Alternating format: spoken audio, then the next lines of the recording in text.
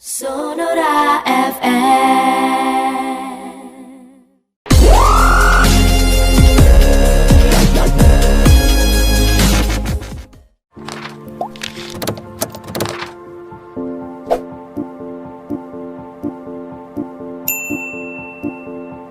Sahabat Sonora, ada dugaan data 279 juta penduduk bocor, sementara Kemendagri memastikan bukan dari Dukcapil. Mengapa ini terjadi kebocoran? Kami akan mengajak Anda untuk mendengarkan wawancara dengan Andri Wijaya Eskom MTI. Beliau merupakan dosen Unika Musikaritas. Mas Andri saat ini ada di ujung telepon. Mas Andri, selamat pagi. Selamat pagi. Salam sehat ya Mas Andri ya.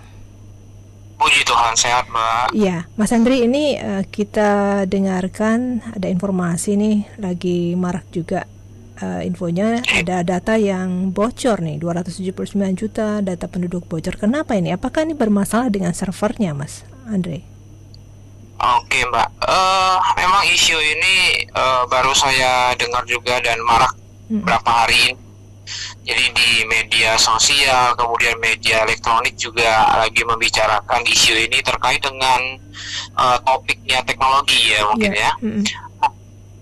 Isu ini saya rasa dari beberapa media elektronik sudah membahas dari pihak-pihak terkait itu mengklarifikasi bahwa sedang dalam masa mendalami. Jadi mendalami, ditelusuri dulu.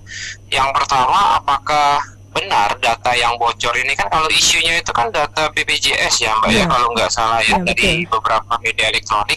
Nah itu juga masih ditelusuri apakah data itu masih benar data BPJS dan apakah memang itu datanya valid atau data yang sengaja dibuat-buat saja untuk membuat satu animo kecemasan masyarakat seperti itu. Nah yang kedua, kalau kita bicara tentang sistem keamanan, saya rasa tidak mungkin sekelas lembaga besar seperti badan usaha milik negara atau perusahaan-perusahaan yang besar seperti lembaga-lembaga pemerintah lainnya itu memiliki keamanan yang rendah ya, atau yang mudah disusupi. Nah yang bisa terjadi kalau biasanya dari para peretas ini, mereka itu sering memanfaatkan beberapa kelemahan Mbak. Kelemahannya itu salah satunya Mbak dari sisi SDM-nya biasanya. Jadi kalau peretas ini kan mencari celah-celah ya, mencari celah-celah dari berbagai macam sistem keamanan yang ada.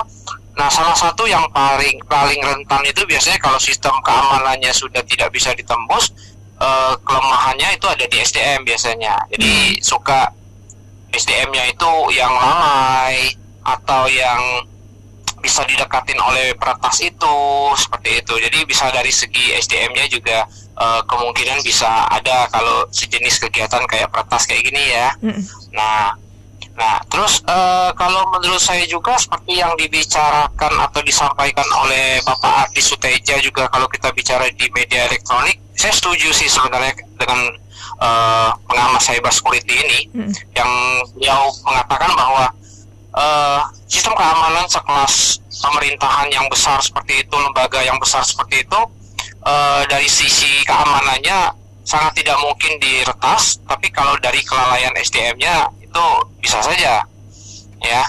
Nah mungkin kalau dari saya, menurut saya seperti itu Mbak, analisis saya ya untuk saat ini. Apalagi kita kan nggak bisa bilang secara pasti ini salahnya di mana atau ini datanya seperti apa, karena juga masih samar-samar ya, masih kabur kayak gitu ya, masih harus dilakukan beberapa penelitian dan penelusuran lebih dalam lagi. Ya. Mas Andri, kalau untuk dikatakan ini penyimpanan big data di server seperti itu, sebaiknya seperti apa sih untuk melindungi datanya secara maksimal? Untuk melindungi data, kalau kita sudah bicara big data atau kapasitasnya sudah gede, seperti lembaga-lembaga pemerintahan atau perusahaan-perusahaan yang besar saat ini, itu mereka sudah ada beberapa prosedur, ada beberapa etika, kemudian ada beberapa keharusan yang mereka harus sediakan, kemudian ada prosedur itu juga terstandarisasi biasanya Mbak. Standarisasinya itu biasanya mereka mengikuti dengan internasional, ada yang namanya ISO ya, standar ISO. Jadi standar sistem keamanan mereka sudah merancang itu pasti sudah aman kalau dari sisi ekosistem keamanannya ya, security-nya ya.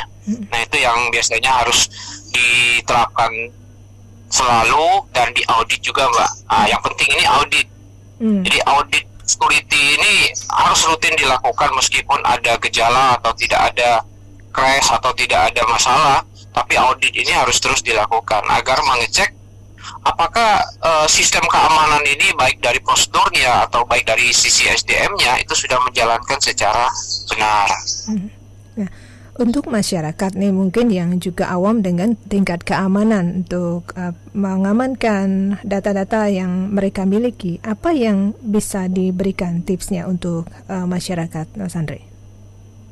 Oke.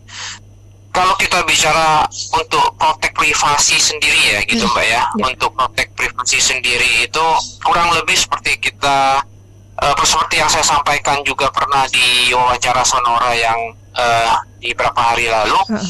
Itu sama. Yang pertama kita harus selalu waspada. Waspada terhadap apa? Yang pertama untuk link-link yang aneh. Kemudian iklan-iklan yang muncul di medsos kita, yang muncul di grup WA kita atau di SMS kita, itu jangan sampai kita langsung tertarik untuk mengklik atau membukanya. Itu yang pertama.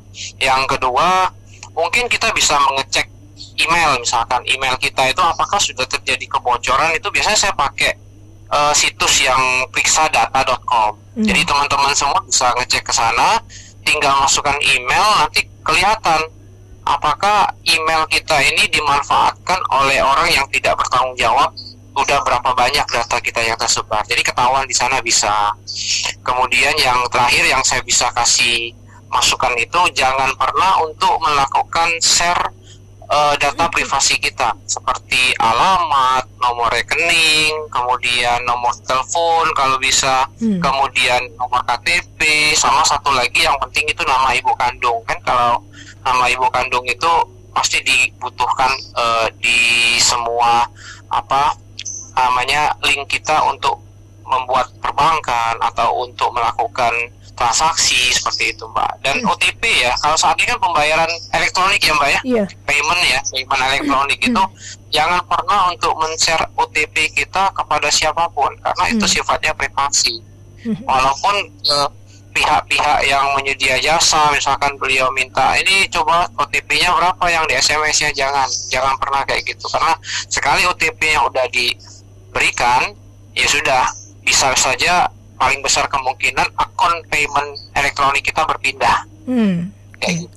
Nah, kalau misalnya nih akun kita sudah diretas nih, Mas Andri, apa yang harus kita lakukan? Apakah kita harus blokir itu atau apa yang mesti dilakukan, Mas Andri? Oke, yang pertama kalau misalkan akun di elektronik kita udah diretas, yang pertama kita harus segera mengganti passwordnya Mbak.